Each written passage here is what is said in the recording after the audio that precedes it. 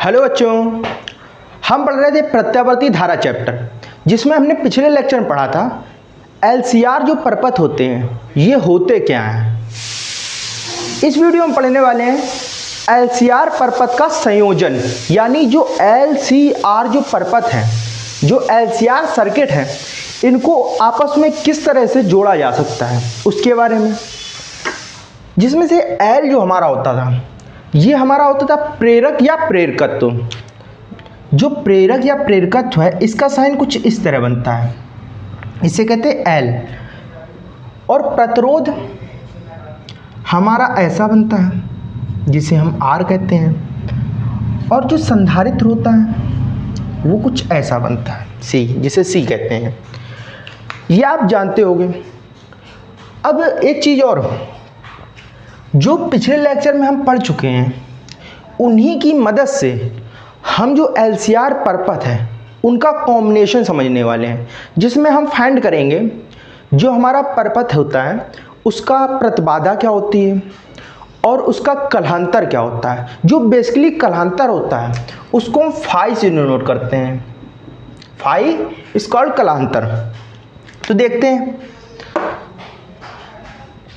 तो पहले हम पढ़ेंगे एल आर परपथ। एल आर परिपथ, ये हमारा एल आर परपथ होता क्या है, और इसके साथ साथ ये समझेंगे कि जो ये परपथ बनते हैं ये क्या कॉम्बिनेशन चेंज होने से इनका पूरा फार्मूला ड्राइव चेंज हो जाता है, ये समझेंगे। तो देखो, एल आर जो परपथ होता है इसमें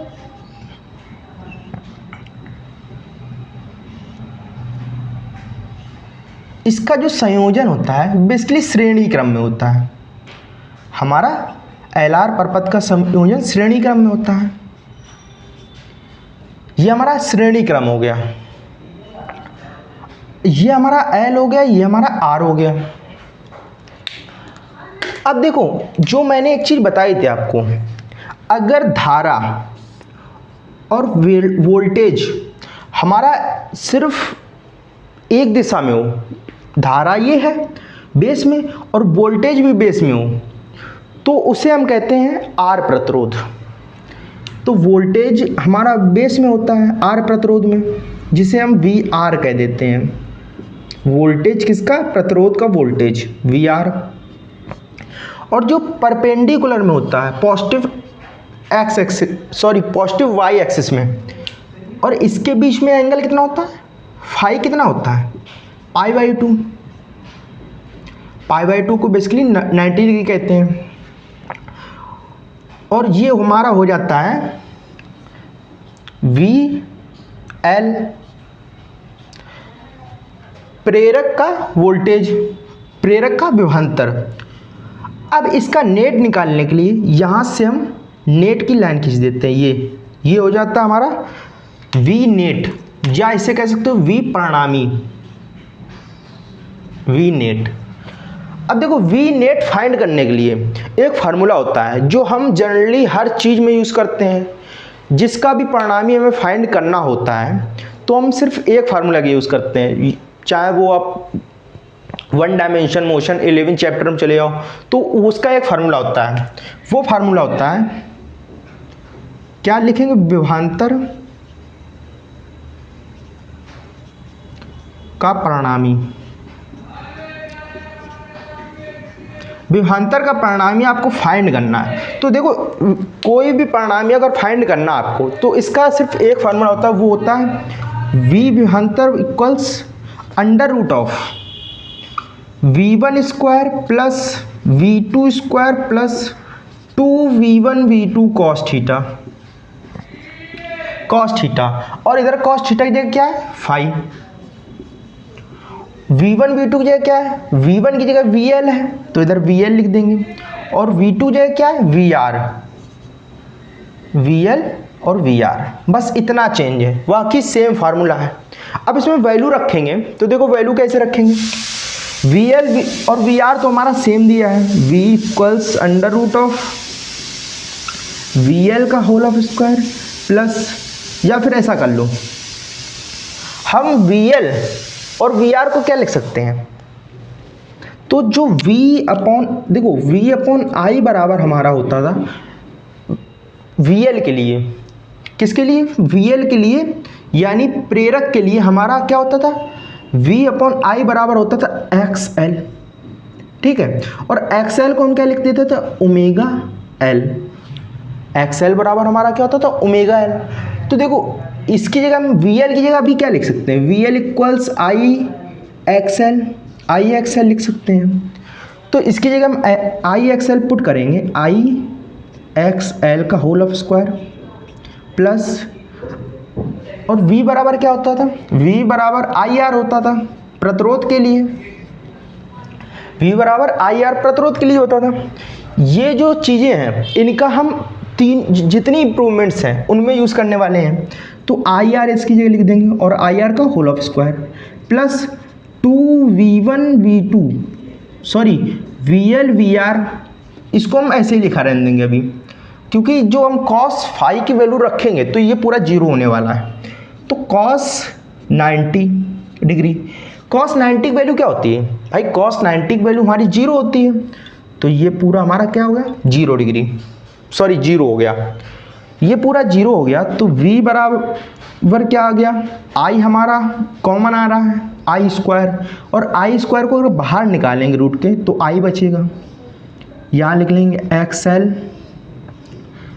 की जगह क्या लिख सकते हो, ये भी चेंज कर दूँ, XL की जगह आप लिख सकते हो ओमेगा L, तो ओमेगा L का whole of square plus R का होल ऑफ स्क्वायर, R का स्क्वायर, I को नीचे भेजूँ, V अपॉन I बराबर under root of omega square L square, ये हो गया, प्लस R स्क्वायर, ये हो गया।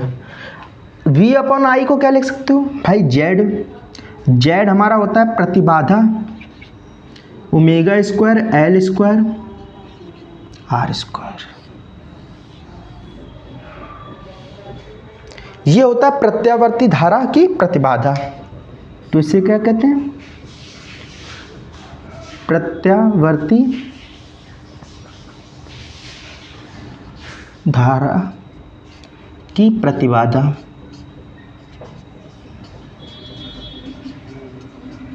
प्रत्यावर्ती धारा की प्रतिबाधा, या आप इसको डायरेक्ट प्रतिबाधा बोल सकते हो, ठीक है, परपथ की प्रतिबाधा ये बोल सकते हो। ये हमारा Z हो गया, और ओमेगा हमारा क्या होता है, ओमेगा होता है हमारा कोणीय चाल।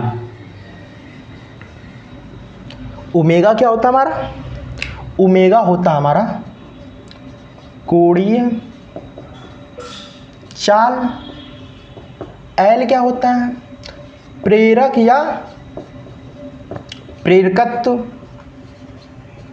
L प्रेरक या प्रेरकत्व होता है, और क्या बच्चा, R हमारा प्रतिरोध होता है, वो सबको पता है। अब देखो हमें क्या निकालना है, कलांतर निकालना है, यानी फाई निकालना है, फाई को फाइंड करना है, कलांतर। तो देखो कलांतर निकालने के लिए हमें क्या दिख रहा है, इसमें हम किसकी मदद से निकाल सकते हैं, हमें एक परपेंडिकुलर दिख रहा है यानी लंब दिख रहा है, और एक बेस दिख रहा है यानी आधार। तो हम इसमें डायरेक्ट लगा सकते हैं, टेन फाई बराबर परपेंडिकुलर अपॉन बेस। परपेंडिकुलर में क्या है, VL upon VR, VL upon VR, और VL हमारा क्या था, VL को हमने क्या फाइंड किया था, VL बराबर भाई हमारा, VL बराबर क्या था, IXL था। तो टेन फाई बराबर IXL अपॉन IR, VR बराबर IR, और फाई बराबर हमारा क्या हो जाएगा, टेन इनवर्स, ये इनवर्स में पहुंच गया 10, और इसमें कोष्टक आ जाएगा, I से I कैंसिल हो गया, XL बचा। XL को हम क्या लिख सकते हैं भाई, XL को तो हम डायरेक्ट ओमेगा L लिख सकते हैं, तो ये हो गया ओमेगा L अपॉन R। ये हमारा क्या हो गया, ये हमारा हो गया कलांतर। देखो जो हमारा एल आर का फार्मूला आया इसको हम यहाँ लिख लेंगे। एल आर का क्या फार्मूला आया, एल आर परपथ का क्या फार्मूला आया, जेड तो हमारा आया under root of omega square L square plus R square, ये आया। और फाई क्या आया, ये सिर्फ हम इसलिए लिख रहे हैं कि एक दूसरे को कंपेयर कर सकें कि पहला हमारा क्या एल आर का क्या फार्मूला आया, सी आर का क्या फार्मूला, जो आर की फॉर्म में उनके क्या फार्मूले आए। तो फाई हमारा क्या आया, tan inverse omega L by R, ये आ गया। ये हमारा किसका फार्मूला है, एल आर परपथ का, एल आर सर्किट का ये फार्मूला हमारा बन गया। अब बात करते हैं एक और देखते हैं जिसका नाम है एल आर हो गया था।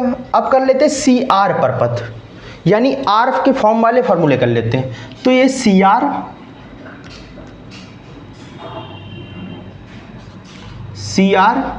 परपथ,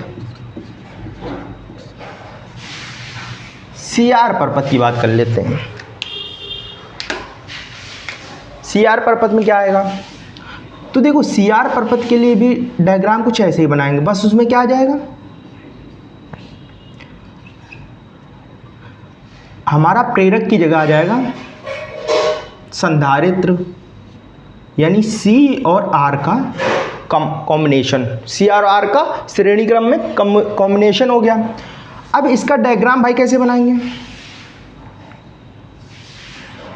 तो डायग्राम बनाने के लिए ये भाई हमारा आई हो गया धारा, और ये इसको हम क्या लिख सकते हैं, वी आर, ये हो गया वी आर हो गया। और ये हमारा क्या हो गया, ये हमारा हो गया वी सी, और ये पाई बाई 2 होता है, सबको पता है, फाई बराबर पाई बाई 2। ये हमारा क्या हो गया, रिजल्टेंट वी नेट, सेम इसी डायग्राम की तरह, बस इसको क्या किया हमने, पलट दिया है बस, और कोई फर्क नहीं पड़ेगा। अब देखो फार्मूला वी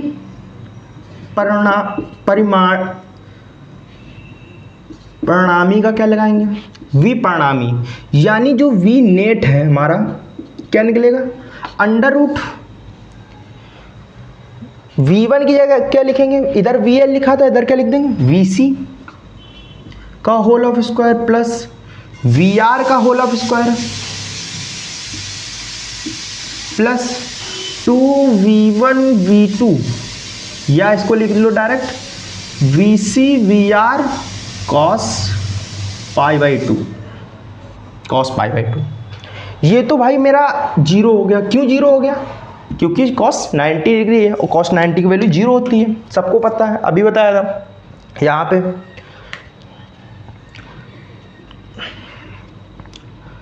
तो जो V है, V, और इसका हम क्या तोड़ सकते हैं,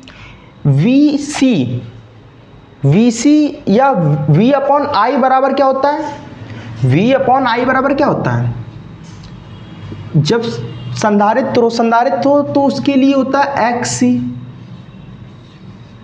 धारतीय प्रतिघात, इसको लिख लेंगे VC है यहाँ पे, तो VC की वैल्यू क्या आ जाएगी, IXC का whole of square plus IR, क्योंकि वो ये विभवांतर किसका है, प्रतिरोध का मैंने अभी बताया IR होता है, का होल ऑफ स्क्वायर। तो V इधर I कॉमन लेंगे, I स्क्वायर कॉमन आया, और ये कहाँ पे आ जाएगा, नीचे, इधर XC की जगह क्या लिख सकते हैं, XC बराबर हमारा होता था 1 अपॉन ओमेगा C, तो under root of omega C का whole of square plus R square, क्योंकि I कॉमन आ गया। और ये क्या होता था हमारा Z को क्या कहते हैं, प्रतिबाधा, ये बताया था प्रतिबाधा Z। और ये हमारा फार्मूला क्या निकल गया है, omega square C square plus R square, ये हमारा प्रतिबाधा निकल गया है, ठीक है। सॉरी 1 अपॉन ओमेगा होता था ना, तो 1 अपॉन ओमेगा C ये बताया था ना 1/ओमेगा c, और इसका फॉर्मूला क्या निकल गया 1/ओमेगा² अब ठीक है 1/ओमेगा² अंडर रूट में, ये हमारा किसका प्रतिबाधा का फॉर्मूला निकल के आया है। अब कलांतर की बात कर लें तो कलांतर हमारा क्या निकल के आएगा tan phi बराबर परपेंडिकुलर अपॉन बेस, परपेंडिकुलर क्या है VL/VR, VC/VR, VC है VR बराबर में हम क्या लिख सकते हैं, ये लिख सकते हैं IXC/IR, कैंसिल किया हमने, XC/R आया, और XC को हम क्या लिख सकते हैं भाई, XC को तो 1/ओमेगा c लिख सकते हैं, 1/ओमेगा c/R, यानी इसको अगर ऐसे लिखें 1/ओमेगा CR तो भी सही है, ओमेगा c और R, फाई tan phi, यानी tan phi को हम ऐसे भी लिख सकते हैं इस तरह से, और इस तरह से भी लिख सकते हैं। फाई बराबर क्या हो जाएगा, फाई बराबर हो जाएगा tan इनवर्स कोष्टक 1/ओमेगा c/R, ये हो जाएगा भाई। एक ये आपका फार्मूला निकला, एक कौन सा ये फार्मूला निकला, और एक ये फार्मूला निकला, ये आपका हो गया प्रतिबाधक फार्मूला और ये कलांतर फार्मूला। अब देखो ये वाला फार्मूला और इसमें क्या डिफरेंस है भाई, इतना ही तो डिफरेंस है कि सिर्फ इसका फार्मूला चेंज होने की वजह से, XC आने की वजह से, यानी धारती प्रतिघात आने की वजह से धारती प्रतिघात का फार्मूला आपका लग गया है, बस बाकी सब सेम है ना। धारती प्रतिघात फार्मूला क्या होता है 1/ओमेगा c, अब यहाँ पे 1/ओमेगा c हमने लगाया तो यहाँ 1/ओमेगा c हो गया, और यहाँ पे क्या है ओमेगा l है, बस इतना ही चेंज हुआ है, बाकी तो सब सेम है। यहाँ भी उतना ही चेंज हुआ है फाई की जगह। देखो दोनों बिल्कुल सिमिलर फार्मूले हैं, बस चेंज किसकी वजह से आ रहा है, प्रतिघात की वजह से चेंज आ रहा है। यहाँ धारतीय प्रतिघात है और यहाँ प्रेरकीय प्रतिघात है, इसकी वजह से फार्मूले में बस थोड़ा सा चेंज आ रहा है। अब बात करेंगे, हमारा CR परपथ हो गया और LR परपथ हो गया, अब करेंगे LCR परपथ की बात और LC परपथ, या इसे कह सकते हैं CL परपथ की बात। LC या CL परपथ क्या होता है हमारा, उसकी बात करेंगे।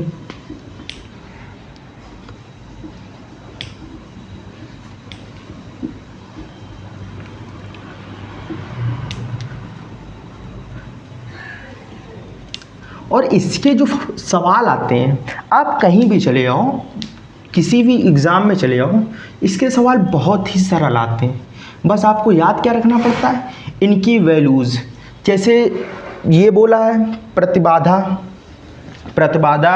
ये काफ़ी कठिन शब्द है, इसको याद रखना पड़ता है।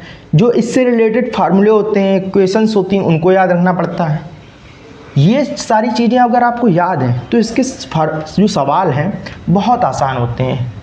आप जेईई मेंस में चले जाओ, एडवांस में फ़िलहाल नहीं पूछे जाते ज़्यादा सवाल इसके, पर क्लास 12th में पूछे जाते हैं और भी एग्ज़ाम में पूछे जाते हैं, इसके बहुत सरल सवाल आते हैं।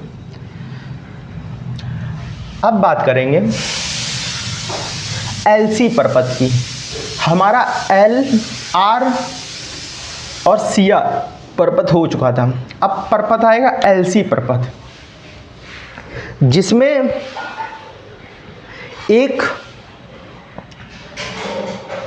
प्रेरकत्व और एक संधारित्र, यानी L और C श्रेणी क्रम में जुड़े होंगे। किसी परपथ में L और C श्रेणी क्रम में जुड़े होंगे, तो इसके लिए प्रतिबाधा भाई कैसे निकालेंगे। तो देखो परिणामी का जो फार्मूला है वो तो हमारा सेम लगेगा, ये तो हमें पता चल गया। अब जो धारा होती है, धारा तो हमारी इस दिशा में होगी, पर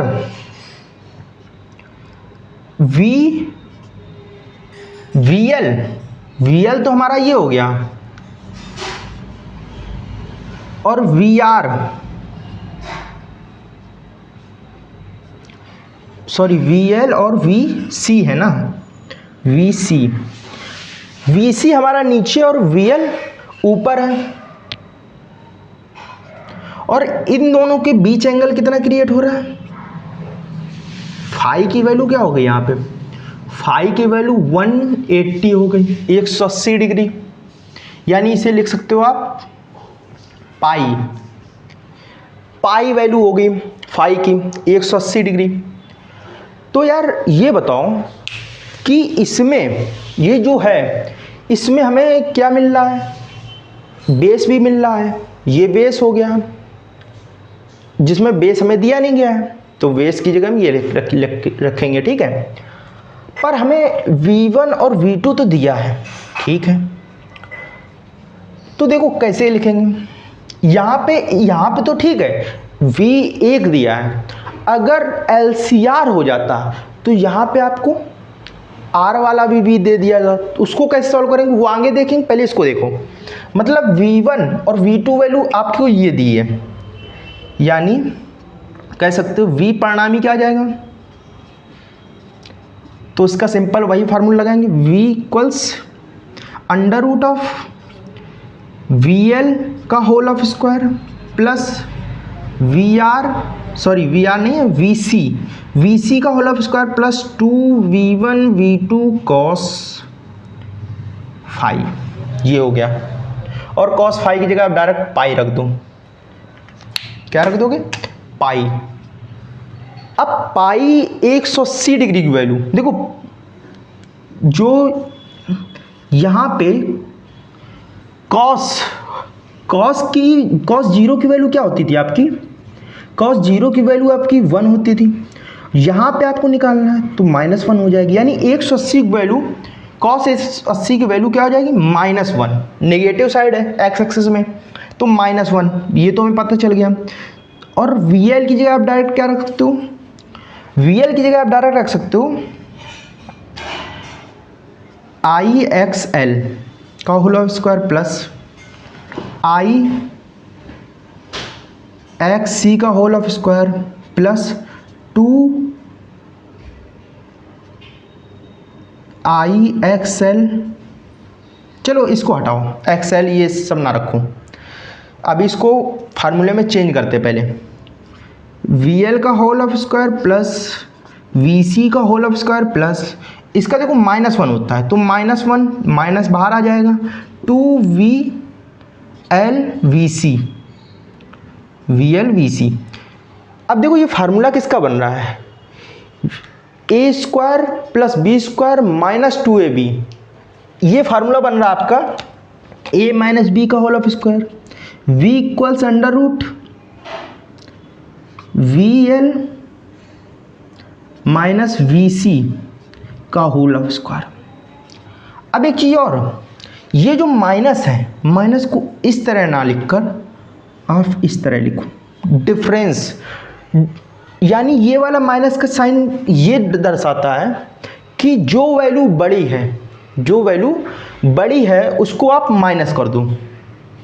मतलब ये मान लिया VL आपको दिया है 5 दिया है और VC आपको दिया है 6, तो ऐसा नहीं है कि VL से VC घटाओगे, नहीं, तो आप चेंज कर दोगे, 6 में से 5 घटा दोगे यानी 1।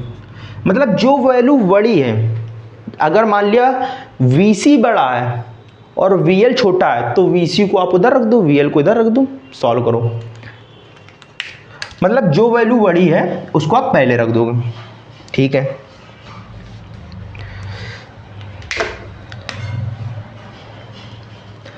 अब देखो इसको V बराबर क्या लिख सकते हो आप, VL बराबर आप डायरेक्ट यहां लिख सकते हो IXL का whole of square,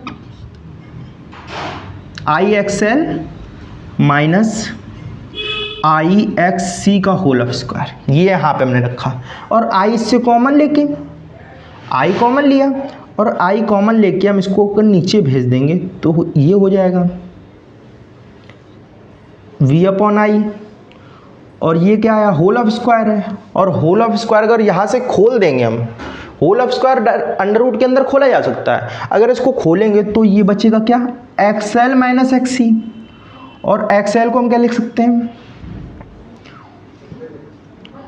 omega L, और इसे लिख सकते हैं 1 अपॉन ओमेगा सी।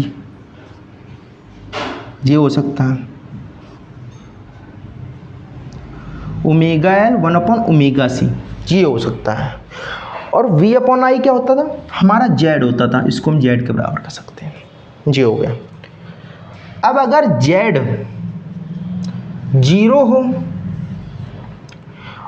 और z अगर यहाँ पे 0 हो जाए तो क्या होगा, और i इन्फिनिटी हो जाए, i इन्फिनिटी और z 0 कब हो जाएगा, जब ये ऐसा परपथ बनाएंगे जो कि एक फ्लो मतलब बहुत बड़ा परपथ हो, ठीक है। तो i इन्फिनिटी हो जाएगा, मतलब i की वैल्यू अनंत हो जाएगी, मतलब बहुत देर चलेगी। अनंत का मतलब क्या है, पता नहीं कितनी देर चलेगी, बस चलेगी, जिसको हम फाइंड ना कर सके, इसको हम फाइंड नहीं कर सकते। जब i अनंत हो जाएगा, वैल्यू अपॉन इन्फिनिटी क्या होता है, 0, तो z की वैल्यू 0 हो जाएगी। अगर z की वैल्यू 0 रखेंगे तो ओमेगा एल बराबर 1 अपॉन ओमेगा सी आ जाएगा, यानी इसको हमने उधर भेज दिया 0 पर, तो ये प्लस का हो गया, ये आ जाएगी वैल्यू। और एक चीज़ और, ये तो भाई हमारा वैल्यू आ गई ओमेगा सी, ठीक है, ये वैल्यू आ गई, यानी 1 अपॉन ओमेगा एल बराबर ओमेगा सी, ओमेगा एल बराबर 1 अपॉन ओमेगा सी। अगर इस ओमेगा को हम यहाँ भेज दें तो ओमेगा स्क्वायर हो जाएगा, और एल को वहाँ भेज दें तो 1 अपॉन एल सी हो जाएगा, ठीक है। अब यहाँ पे हमें क्या निकालना है, कोणीय चाल, ओमेगा की वैल्यू निकालनी है। तो ओमेगा बराबर क्या होता है, 1 upon under root of L C. ये हमारा क्या आ गया, ओमेगा आ गया, ओमेगा बराबर 1 अपॉन, अगर इसके हमें फ्रिक्वेंसी निकालनी है, मान लिया जो अगर धारा चलेगी तो एक फ्रिक्वेंसी के रूप में चलेगी, जो अल्टरनेट करंट होता है वो किसके रूप में चलता है, एक फ्रिक्वेंसी के रूप में। अब ये फ्रिक्वेंसी के रूप में चलेगी तो फ्रिक्वेंसी की वैल्यू भी चाहिए होगी हमें, तो फ्रिक्वेंसी का फार्मूला क्या होता है, तो फ्रिक्वेंसी बराबर हमारा होता है 1/t, और t क्या होता है 2π/ओमेगा, यानी ओमेगा/2π, ये होता है हमारा। तो ओमेगा बराबर हम क्या लिख सकते हैं, ओमेगा बराबर हम लिख सकते हैं 2πf, ये लिख सकते हैं।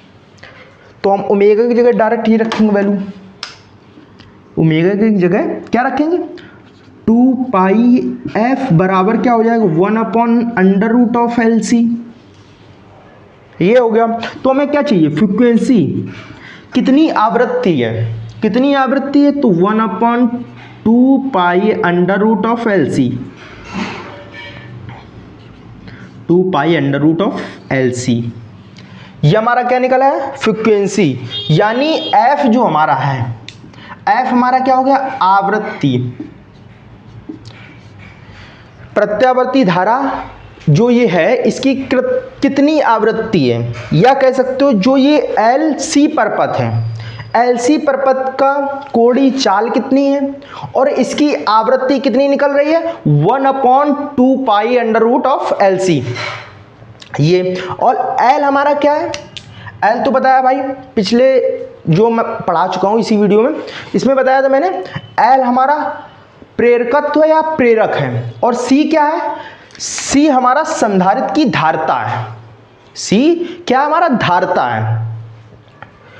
अब बात करते हैं, ये तो मैं आ गया कि जो हमारा एलसी परपथ है ये किस तरह संयोजित होता है, इसकी फ्रीक्वेंसी क्या होती है, ओमेगा क्या होता है, और प्रतिबाधा को हम 0 क्यों लेते हैं, क्योंकि ये जो करंट होता है, ये करंट एक ऐसा सर्किट होता है जो करंट को फाइंड नहीं कर पाता, यानी बता नहीं पाता कितना भाई करंट है, करंट की वैल्यू को फाइंड नहीं कर पाता, इसलिए ये डिफाइंड अनडिफाइंड हो जाती है वैल्यू, और अनडिफाइंड की वजह से जो कलांतर हमारा निकलता है वो 0 होता है। ठीक है, तो इसका क्या फार्मूला निकलेगा, यहाँ फार्मूला हम लिख लेंगे। ओमेगा बराबर आपका निकला था √1/√LC, और फ्रीक्वेंसी निकली थी 1/2π√LC जी, ये निकली थी फ्रीक्वेंसी और ओमेगा। अब बात करते हैं कि भाई हमें अगर इसमें ना पूछा जाए और किसी में पूछा जाए, तो भाई मैंने बताया ना कि आपको ओमेगा जो फ्रीक्वेंसी हुई, फ्रीक्वेंसी के फार्मूले को आपको तोड़ना आता है। 2π/ओमेगा किसका होता है, टाइम पीरियड, और टाइम पीरियड फ्रीक्वेंसी की कितनी होती है, इन्वर्सली प्रोपोर्शनल, यानी 1/t होती है। तो 1/t की जगह वैल्यू रखोगे तो f यानी फ्रीक्वेंसी बराबर आ जाएगा ω/2π, उसकी वैल्यू आप किसी भी फार्मूले में पुट कर सकते हो, इसकी कोई प्रूवमेंट नहीं कर पाता है।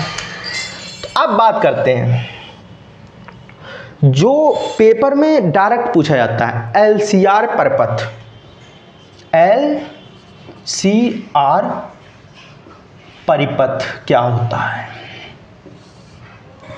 LCR परपथ यानी ये जो परपथ है इसमें आपका प्रेरक भी है और संधारिता भी है, संधारित्र की धारिता भी है और प्रतिरोध भी है, और जो तीनों श्रेणी क्रम में जुड़े हुए हैं। ये हमारा क्या हो गया, ये हमारा प्रेरकत्व हो गया L हो गया, ये हमारा C हो गया, और ये हमारा हो गया प्रतिरोध R, LCR। अब जो हम पीछे पढ़ के आए हैं उन्हीं का यूज़ करना है। कैसे यूज़ करना है वो देखो इसका डायग्राम बनाने के लिए यहाँ बनाते हैं, यहाँ पे हमें कुछ इस तरह चाहिए जिसमें हमें पता है, ये हमें पता है क्या होता है, ये होता है VC, विभवांतर किसका होता है, धारिता का, VL प्रेरकत्व का, ये I होता है, और यहाँ पे VR, जिसमें हमें तीनों चीज़ें दिखाई दे रही हैं। पर इसमें एक डिफरेंस आएगा, वो डिफरेंस क्या होगा उसकी बात करो।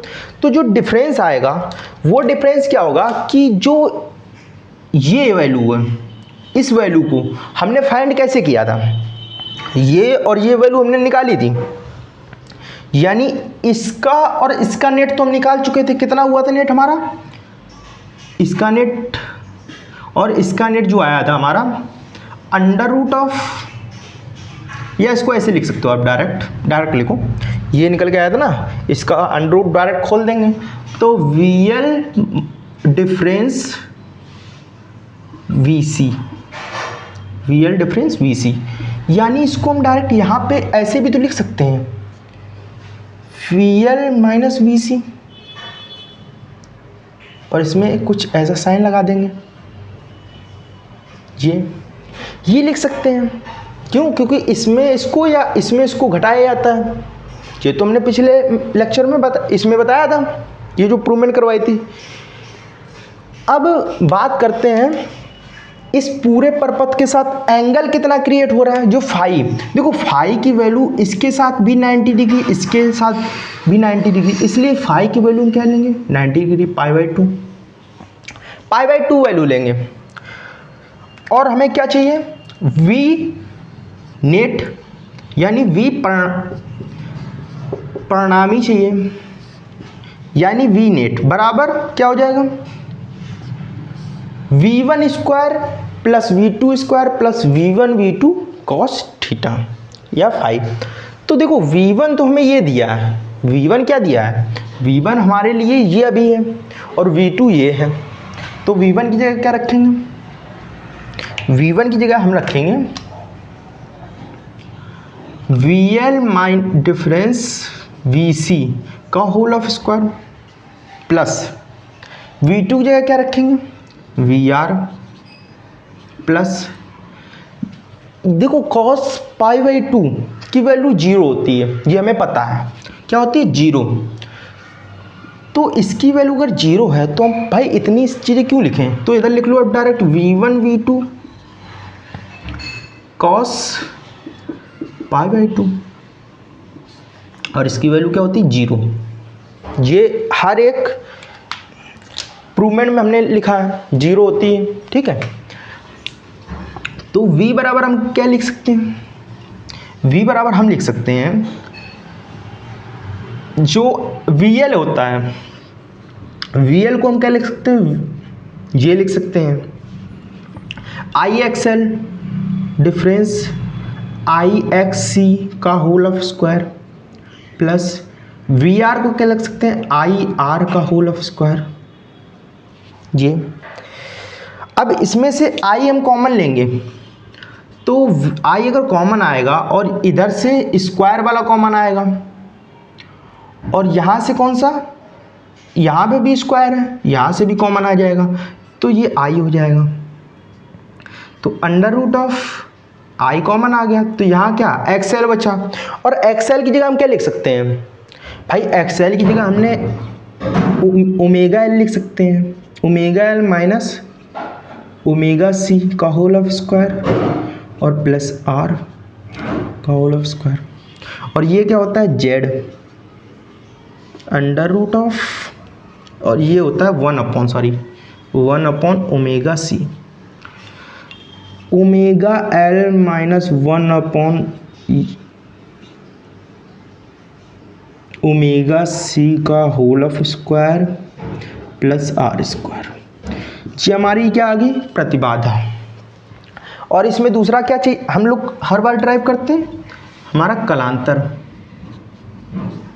कलांतर क्या होगा, इसमें डायरेक्ट हम tan phi लगाएंगे। tan phi की जगह देखो हमें निकालना क्या होता है, हमारा आखिरी में क्या निकल के आता है, इस फॉर्म में आंसर निकल के आता है। हम डायरेक्ट इसको लिख सकते हैं ना, ये बटे में ये, यानी जो अपर में है परपेंडिकुलर में हमारा ये निकला omega L minus 1 upon omega C जी अपॉन R, यानी फाई की वैल्यू हम डायरेक्ट लिख सकते हैं tan inverse omega L upon omega C by R। ये हमारा क्या आ गया, कलांतर आ गया। जो ये वैल्यूज़ हैं, वैल्यूज़ को फाइंड करना कठिन नहीं है, बस माइंड को चलाना कठिन है। कैसे, देखो इसमें ऐसा एक भी इक्वेशन नहीं है, एक भी प्रूवमेंट नहीं है जो कठिन हो, क्योंकि सब हर एक चीज़ में सिर्फ ये फार्मूला लग रहा है बस, और आपको ये सारी चीज़ें पता होनी चाहिए, बाकी तो निकल ही आता है। तो ये हमारा क्या हो गया, LCR परपथ हमने पिछले लेक्चर पढ़ा था, और ये हो गया कॉम्बिनेशन ऑफ LCR परपथ, यानी LCR परपथ को संयोजित करना, जोड़ना, किस प्रकार से LCR परपथ को जोड़ा जा सकता है। और अगर बाई चांस कभी पूछा जाए इसमें फ्रीक्वेंसी को बता दो, इसमें कलांतर दिया आपको, ठीक है, फ्रीक्वेंसी को बता दो, तो ये चीज़ें हम आगे समझेंगे नेक्स्ट पार्ट में। तब तक के लिए बाय बाय।